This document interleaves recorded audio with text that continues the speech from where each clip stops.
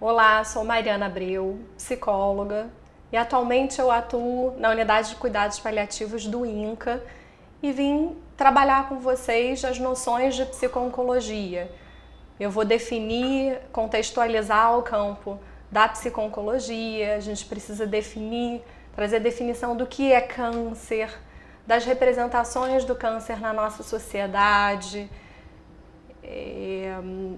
dos níveis de intervenção do psicólogo nesse campo de conhecimento. No final da aula, então, eu vou fechar essa aula trabalhando um pouco a questão da dor no câncer, né? Da dor crônica, já que o câncer tem que ser compreendido como uma doença, né? Uma questão de saúde pública, uma doença crônica na nossa sociedade. Então vamos lá, vamos começar a aula.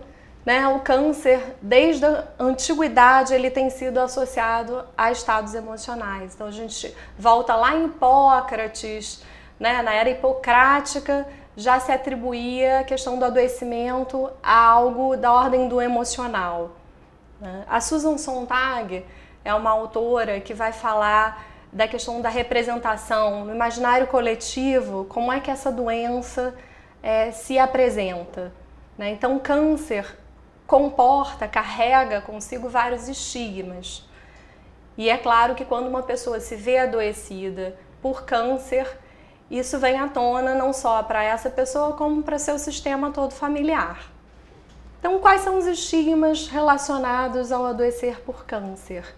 O estigma da dor, né? Então, muita gente considera que se você tem câncer, você tem uma dor de forte intensidade e erroneamente vista como incontrolável, o que não é a realidade, já que a gente tem um desenvolvimento muito grande das tecnologias médicas para o controle desse sintoma. E hoje o que se objetiva é um efetivo controle de sintomas visando uma qualidade de vida do paciente. Né? Mas de fato, né, grande parte dos pacientes, por exemplo, com câncer avançado, vão experimentar em algum grau esse sintoma, dor, ou mesmo não só pela doença, mas também pelos próprios tratamentos que provocam o sintoma em alguns momentos do curso do adoecimento. Decrepitude, né? Então está muito associado a essa noção da decrepitude, do declínio corporal, na alteração de imagem corporal, ao sofrimento, sem dúvida, não, o sofrimento psíquico experienciado não só pelo paciente, mas em relação a todos os que os rodeiam. A promiscuidade sexual, mais especialmente nas doenças ginecológicas. Então, as mulheres que apresentam câncer ginecológico vêm carregada com essa conotação, né? A doença ginecológica, a falta de higiene ou a promiscuidade, se associa e se pensa que essa mulher tem múltiplos parceiros. Hoje se sabe que um grande fator de risco, um grande vilão para o câncer de colo uterino, que é tão presente, é tão incidente no nosso país, é o HPV. A gente pensa nas campanhas para prevenção desse tipo de câncer, né? Que tem uma prevenção primária, inclusive, né? Se sabe desse fator de risco causador do câncer de colo uterino. Então, essa ideia de promiscuidade sexual, de falta de higiene também está muito presente quando se fala em câncer. A ideia de inevitabilidade da morte, né? Então, muitos pacientes, ao receberem um diagnóstico, é como se tivessem um diagnóstico da própria morte, né? Experienciam com isso uma vivência de desorganização, de ameaça de caos. A gente vai falar um pouco mais sobre isso mais adiante na aula. E a ideia de uma enfermidade contagiosa e repugnante. Na nossa sociedade, eu atendo muitos pacientes lá no INCA que ainda trazem um discurso, às vezes, como se a doença, inclusive, fosse uma doença contagiosa, que passasse para outras pessoas. Recentemente eu atendi uma senhora idosa cuja cachorrinha está com câncer de mama. E aí ela veio com essa ideia de que ela tinha transmitido a doença para o seu animal de estimação. E a gente teve que desmistificar, desconstruir essa visão, essa crença que é incorreta, né? Mas que existe realmente ainda esse estigma presente no adoecer por câncer. Então a Susan Sontag é uma autora que vai discorrer um pouco sobre isso. Outros autores no campo da psico-oncologia vão retomá-la, vão retomar essa obra da Susan Sontag para falar, né, dos estigmas que rondam o adoecer por câncer. Dada essa ideia, né, de inevitabilidade da morte, e é claro que isso não se configura, depende, quando a gente fala em câncer, a gente pensa em inúmeras doenças, algumas delas mais agressivas e que inevitavelmente levarão sim à morte, outras que são facilmente tratáveis e não vão trazer grandes impactos, grandes sequelas, vão permitir uma completa reabilitação do paciente ao término do tratamento. Mas dada essa ideia de inevitabilidade da morte, de finitude, muito arraigada na ideia, né, no câncer, no adoecer por câncer, o diagnóstico no passado tendia a ser dado pelo médico aos familiares, né? Então não era considerado a comunicação desse diagnóstico ao paciente. Tendia a ser dado para o familiar. E existia um pouco de uma ideia assim, de conluio e de conspiração do silêncio, do silenciar sobre o diagnóstico e sobre o prognóstico para aquele que teria o direito de receber esse diagnóstico, de ter informações a respeito desse diagnóstico bastante claras para poder fazer sua tomada de decisões sobre o próprio tratamento, sobre a própria vida e morte, que seria o paciente. Então, era desvalorizada o que a gente chama de autonomia do paciente, né? Porque se você não o informa sobre o que ele tem e sobre as possibilidades de tratamento, você retira do paciente a possibilidade de participação ativa no seu tratamento e decisória em relação a ele. Então, a autonomia do paciente não era considerada, o que levava muitas vezes a uma submissão do paciente às determinações médicas e dos seus familiares. Então, o saber estava com o médico, né? A tomada de decisão acabava sendo tomada por essa dupla médico-família, às vezes um único familiar, respondendo pelo próprio paciente.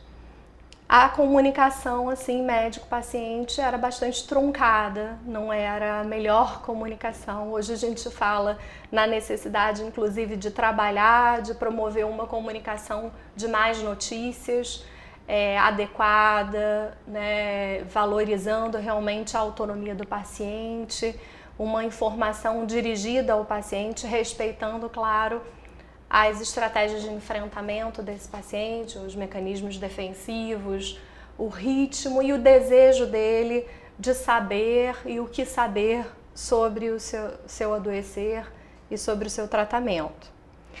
Em um dado momento da história, né, o câncer também passou a simbolizar, e a Susan Sontag traz isso no livro dela, as emoções que não podiam ser expressas, ficando reservada ao paciente a ideia da incapacidade de lidar adequadamente com as próprias emoções, né? Gerando assim mais um estigma. Então aquele paciente que não consegue lidar com as suas emoções, que tem uma raiva represada, reprimida, e esse paciente estaria fadado a adoecer por câncer. Essa também foi uma ideia presente no discurso daqueles que trabalhavam com o paciente oncológico. O câncer, né, pensando numa questão da nossa sociedade, o câncer também tem sido muito usado como uma metáfora de comportamentos e condições sociais que significam destruição ou desintegração moral ou social. Então a gente ouve muitas expressões como os políticos são o câncer do nosso país, o que contribui para a manutenção e ampliação desse preconceito em relação à doença, né?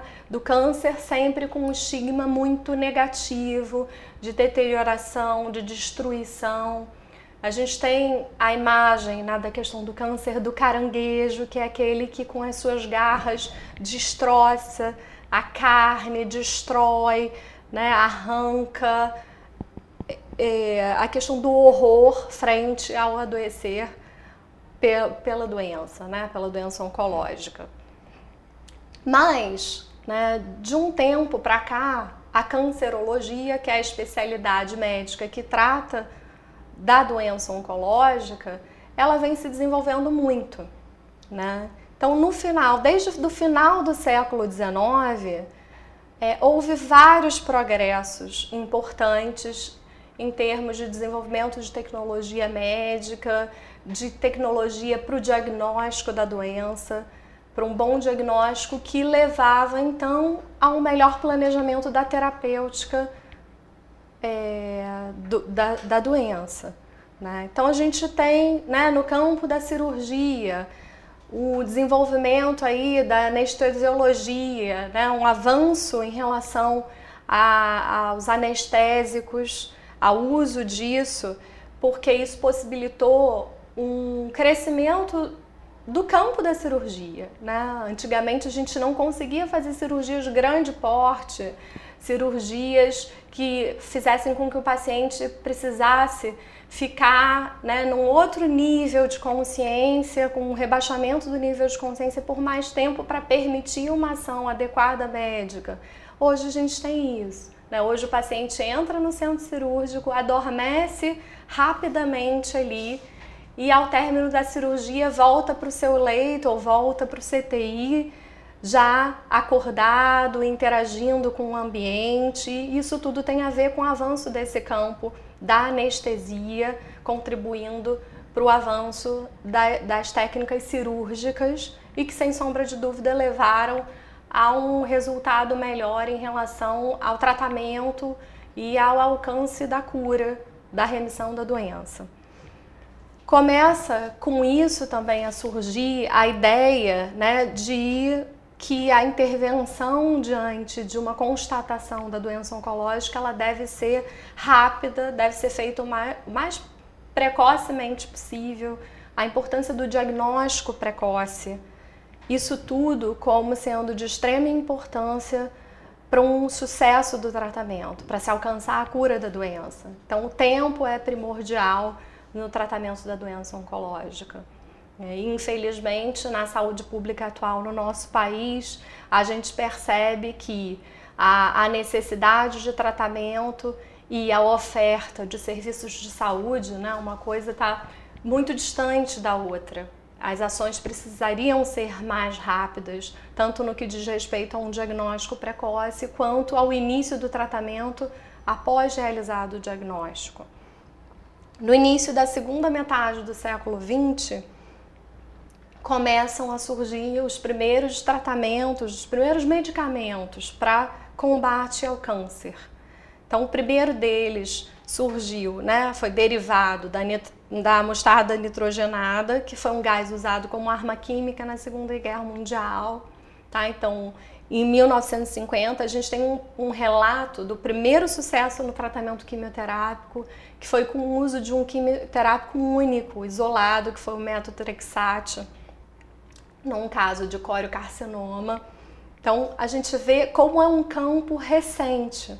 Né? A gente tem aí de 1950 para cá, poucos anos, mas muito avanço em termos de tecnologia e de melhora do resultado nos tratamentos das diversas patologias oncológicas.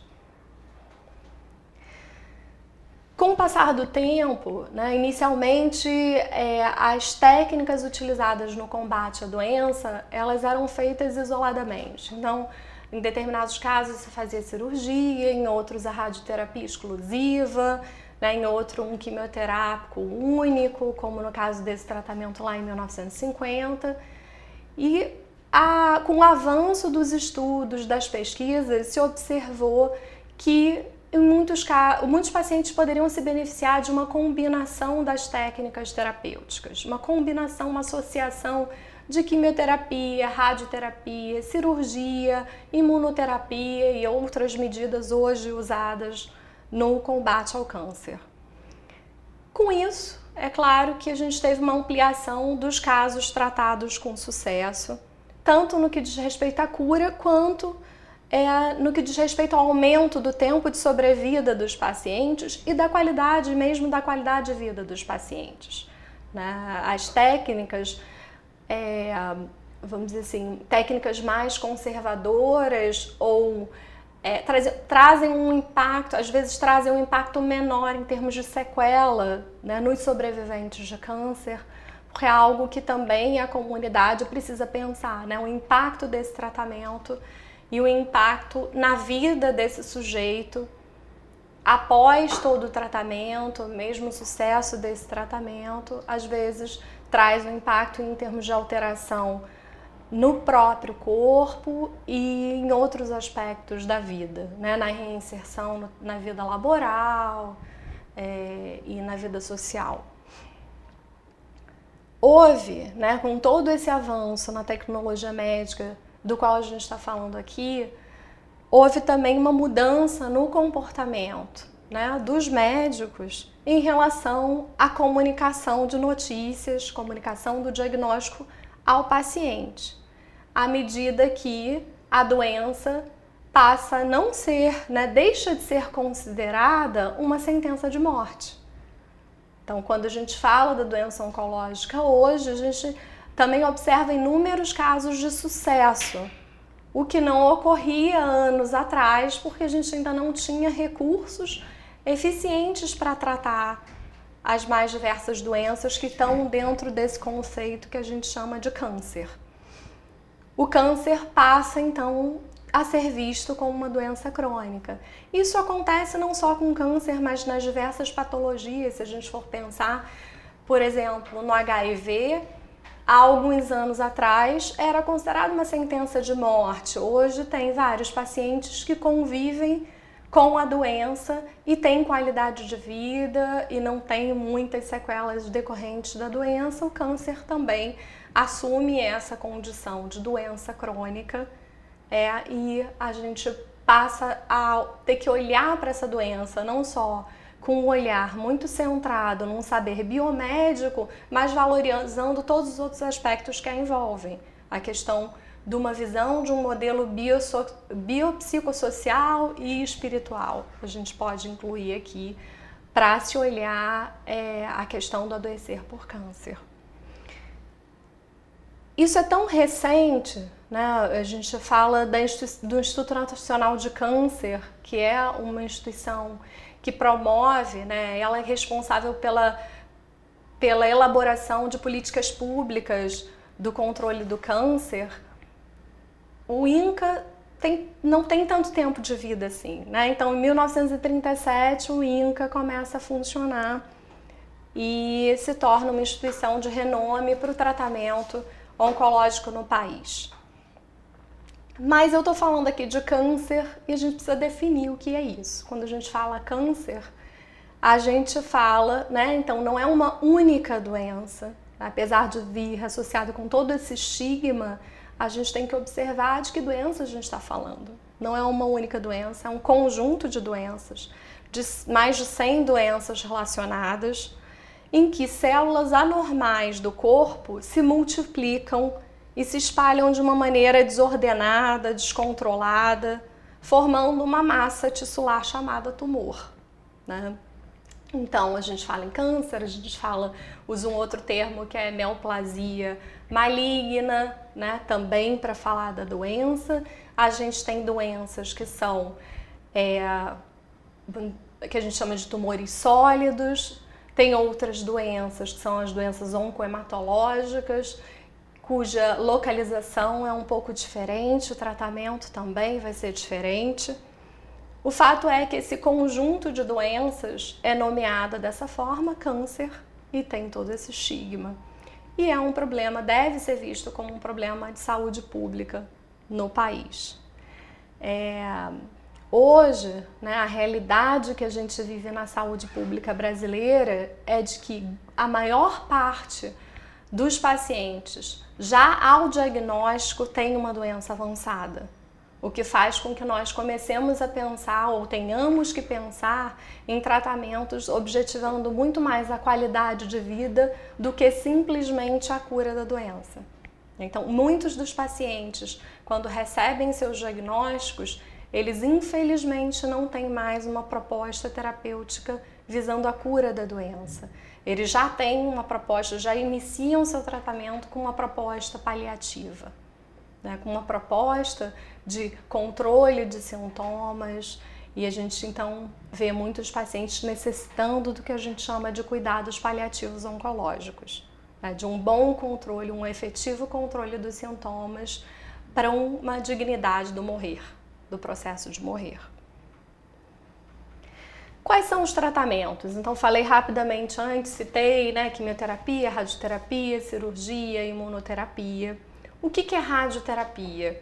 E eu estou contextualizando, conceituando, na verdade, isso para vocês, porque isso pode vir a ser, né, assunto de alguma questão, já que a gente pensa na possibilidade de algum caso clínico ser apresentado em algum momento, né, para vocês.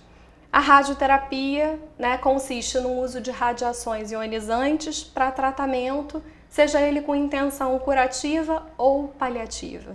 Às vezes a radioterapia é usada para o combate à doença, às vezes ela tem uma intenção, por exemplo, de controle de sintomas. Muitos pacientes têm sangramento ativo por conta da lesão tumoral. Às vezes a radioterapia é utilizada para estancar esse sangramento, por exemplo.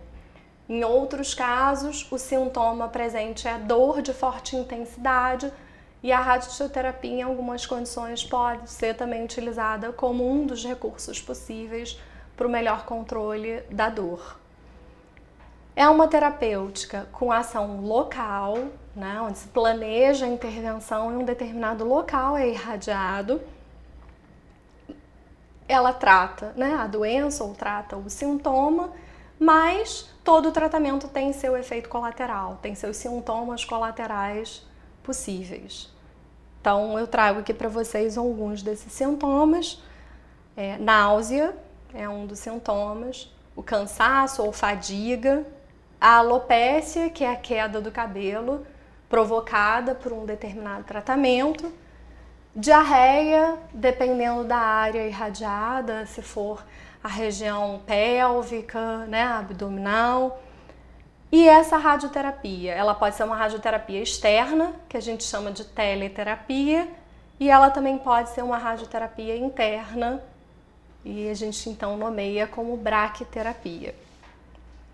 Nem todos os pacientes com câncer vão passar por um tratamento radioterápico. Isso vai depender do tipo de tumor, da extensão, da localização, e o médico oncologista responsável pelo paciente vai fazer essa avaliação de qual o melhor protocolo a definir no tratamento do paciente. Outro tratamento, outra técnica utilizada é a quimioterapia, que é um nome genérico para o tratamento, na verdade, de qualquer doença por meio de substâncias químicas. Contudo, né, o que a gente percebe é que esse conceito acabou se restringindo ao uso de substâncias químicas no tratamento do câncer, né? Inicialmente, quimioterapia. Então, tem pacientes com outras patologias que não oncológicas que também fazem quimioterapia. Mas, na sociedade, né, culturalmente, é reconhecida a quimioterapia como um tratamento oncológico. Tá? Visa o quê? A diminuição desse crescimento desordenado celular das células, dessa proliferação celular. Então, visa combater diretamente o crescimento da doença.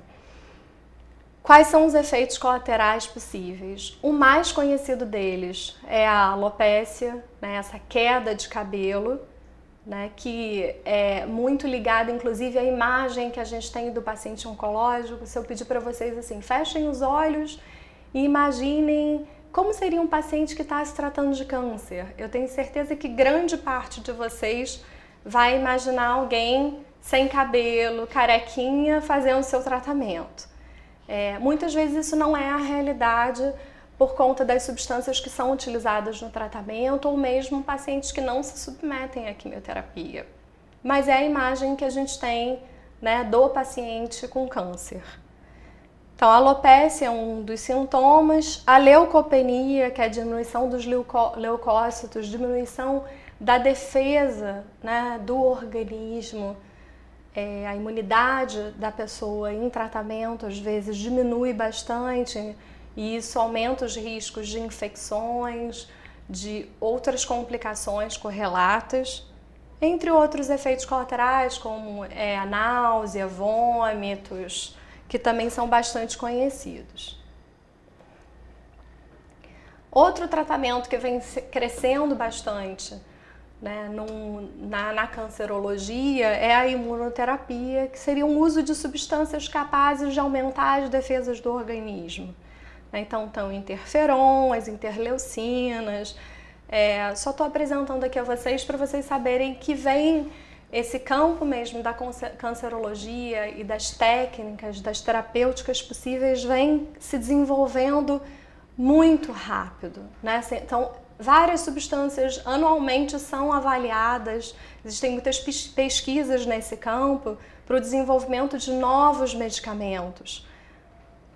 A cirurgia, é claro que também é um outro tratamento e muitas vezes até tem alguns pacientes que fazem a cirurgia como tratamento exclusivo e que leva à cura da doença. Em outros casos, a proposta de tratamento é cirurgia combinada, químio combinada, quimio e radioterapia, a uso de alguma imunoterapia ou terapêutica também hormonal, que eu não incluí aqui, mas alguns hormônios também são utilizados para um controle efetivo da doença. Então a gente sai dessa questão, dessa visão mais geral da definição de câncer, né, para a gente partir um pouco para a questão específica da psico-oncologia.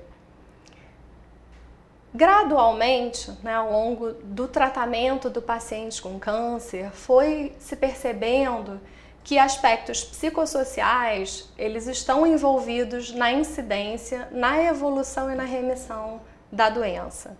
Então, à medida que foi sendo reconhecido, né, que a etiologia e o desenvolvimento do câncer e também a adesão terapêutica, eles estavam associados a fatores psicológicos, comportamentais e sociais, se tornou necessário esse desenvolvimento de técnicas psicológicas na área da saúde que pudessem contribuir para uma melhoria da qualidade de vida desses pacientes, de suas famílias, e também permitissem uma participação mais ativa do paciente no seu próprio tratamento.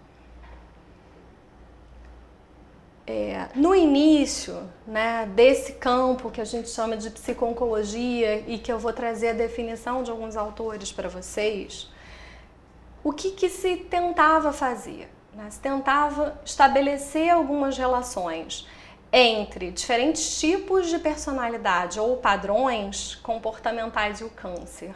Então era uma visão muito de causalidade linear e de tentar generalizar. Então, uma pessoa que apresenta algumas características X, essa pessoa tem uma tendência maior a ter uma doença oncológica. Então, essa correlação direta entre padrões de comportamento e o adoecer por câncer. Os estudos tentavam, né, identificar esse padrão, o padrão de personalidade pré-mórbida. Isso acontecia com a doença oncológica, isso acontecia no estudo de outras doenças também.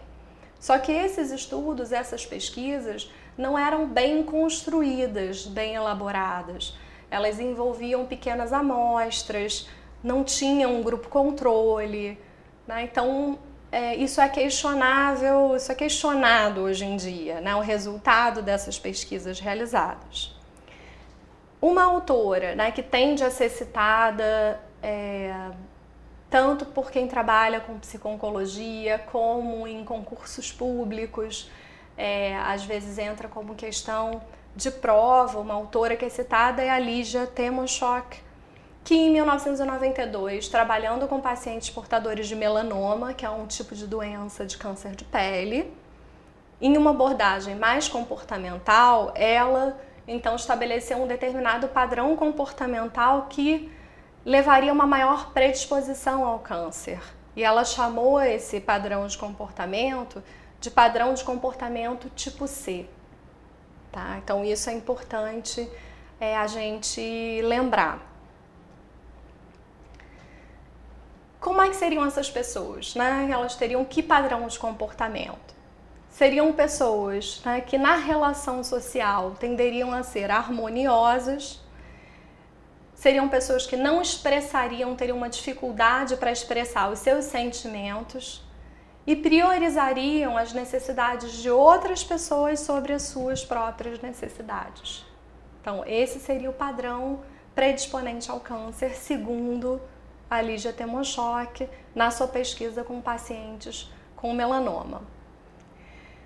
Outro autor que fala um pouco, né, sobre um determinado funcionamento mental que levaria ou predisporia ao adoecimento psicossomático, vamos chamar dessa forma, é o Pierre Marty, um autor francês, né, que parte da psicanálise, né, ele tem uma abordagem que é psicanalítica, e aí ele propõe que falhas no aparato mental, né, falhas no funcionamento psíquico, com um empobrecimento simbólico, né, onde não existia uma riqueza do pré-consciente, essas falhas no aparato mental levariam, né, ao adoecimento físico, inclusive ao câncer. Tá? Hoje, né, como a gente pensa? A gente pensa que esses estudos foram importantes para dar início, um pontapé inicial a uma preocupação dessa relação, né, do aspecto emocional, psicológico com o adoecimento por câncer. Hoje a gente pensa que as emoções elas podem estar envolvidas no desenvolvimento do câncer como um elemento, como um dos elementos que contribui para uma baixa da imunidade, né, uma baixa do sistema imunológico, diminuindo a vigilância desse sistema. Embora o principal foco de estudo seja, na verdade, de temas ligados mais relacionados ao impacto psicológico da doença no indivíduo, na sua família, na própria equipe de saúde. Então, o foco dos estudos, das pesquisas, se modificou com o passar dos anos.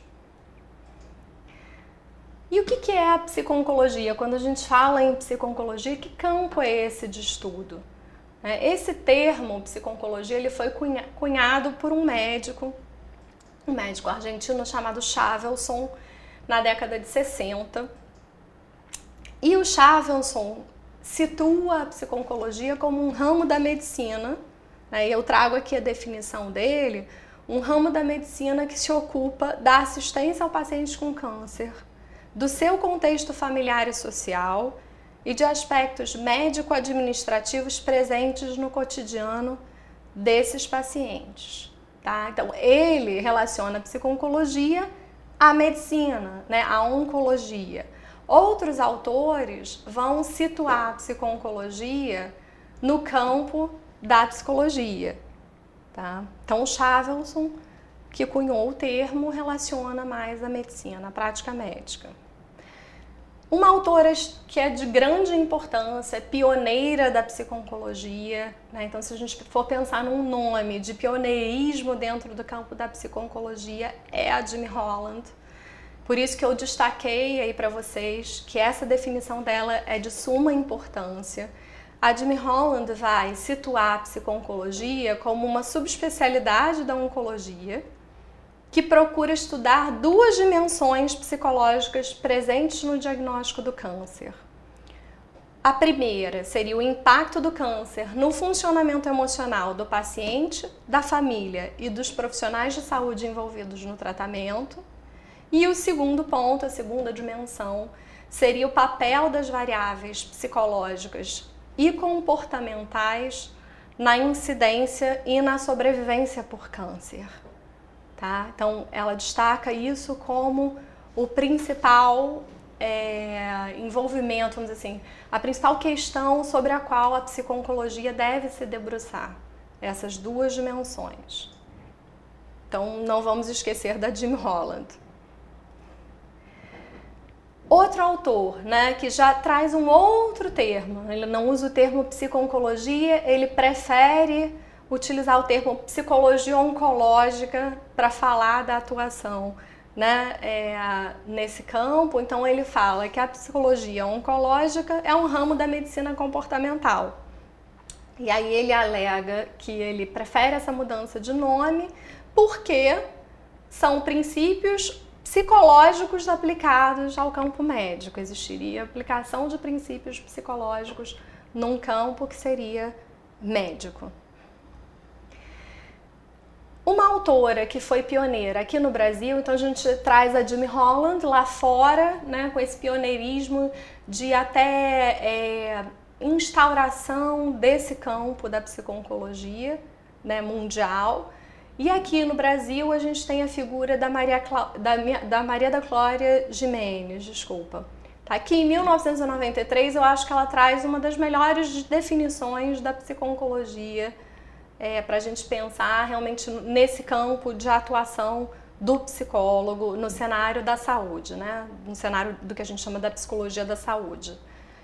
Então, como ela define?